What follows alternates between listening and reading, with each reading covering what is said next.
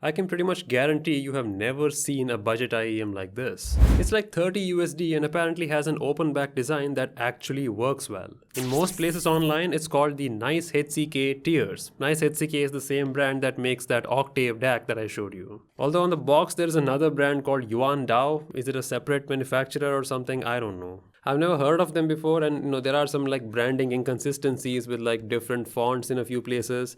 It doesn't matter, but as a marketing guy, I notice these things. The IEMs themselves are super tiny. They come with the cables attached, which is slightly unusual. Don't worry, the cables are removable, so if you want, you can replace them later on. The version I have comes with a Type-C termination. Convenient. Now these are much more lightweight than many IEMs and therefore are super comfortable to wear. You may have also noticed that there's this small cutout section on both of these on the inner side. I think that's what they're calling an open back maze design or something.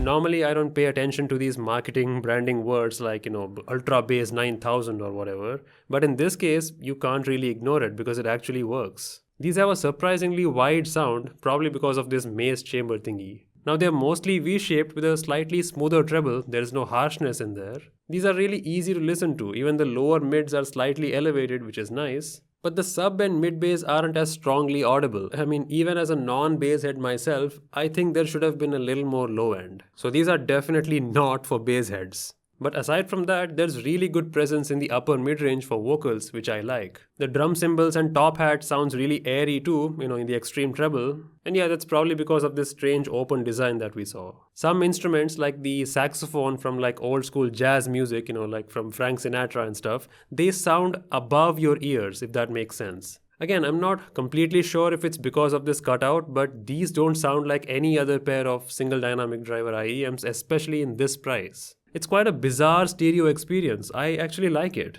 And when you look at this design, with a completely closed back and this price, you wouldn't expect these to have the widest soundstage, but they do. I didn't expect to have any of this performance from a budget IEM, but I guess welcome to 2026. And since this version comes with a Type-C port and a microphone, because of this wide soundstage, this will be great for gaming too. Because of that extra top end, it'll give you pretty good spatial awareness in games. You might miss out on a little bit of that sub-bass experience for, environment-oriented games, but for like FPS shooter stuff, this should be fine. So yeah, all in all, NiceHCK Tiers is a pretty interesting IEM. I don't know why it's called Tiers. I mean, there's nothing sad about this. It's a pretty exciting package. So if you're looking for a super affordable IEM and you don't care much about bass, but you want that open, airy top end, this should be on top of your list. I told you, neither you nor I have ever seen a budget IEM like this before. If you want to pick this up from me, you can. I mean, you can also buy it from the link in the description, but it's a small company, so I don't know how many of them are out there.